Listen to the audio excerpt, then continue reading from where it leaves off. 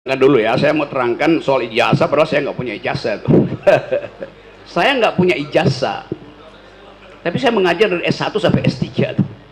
Nggak ada yang persoalkan itu, karena ada kepercayaan bahwa saya punya pengetahuan. UI minta saya mengajar dari S1 sampai S3 tuh. Satu waktu tanya, Pak Rocky, mana ijazah Anda? Anda yang undang saya, kenapa Anda tanya ijazah saya tuh?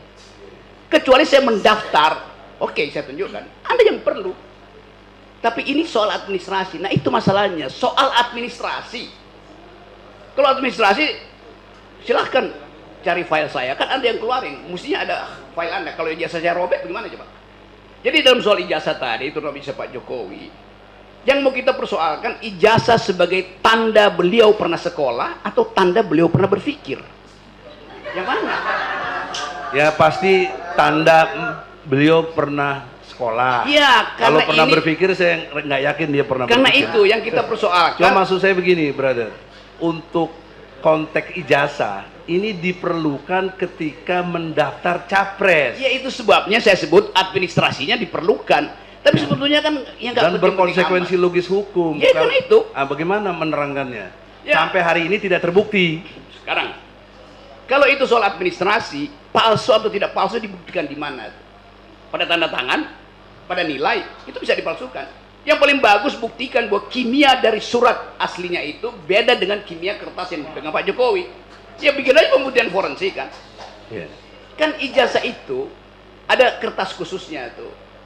Yeah. Kimianya bisa beda dengan kertas untuk bikin kwitansi. Dan ukuran lamanya juga. Yes, itu bisa dilakukan. Udah, kami udah ajukan. Karbon. Mana bukti forensik ijazah asli Jokowi? Atau setidaknya Jokowi datangkan ijazah aslinya ke sini. Oke, itu poin satu ya. Poin kedua, ya Pak Jokowi juga bisa abaikan lah itu. Ngapain sih tanya-tanya tuh? Tetapi kalau Pak Jokowi bukan presiden, dia bisa abaikan. Kan orang palsuin ijazah sekarang menurut hukum nggak ada soal kok. Tetapi justru karena beliau kepala negara, maka seluruh mata publik akan terarah pada lembar kertas itu. Karena dia kepala negara, orang tuntut kejujuran. Kalau bukan kepala negara silahkan berbohong, oke, itu urusannya moral di akhirat. Tapi keadaan kita ingin agar semua pemimpin itu punya track record. Tadi saya lewat SDN 26 di situ. Yeah. Tulis aja begini nih.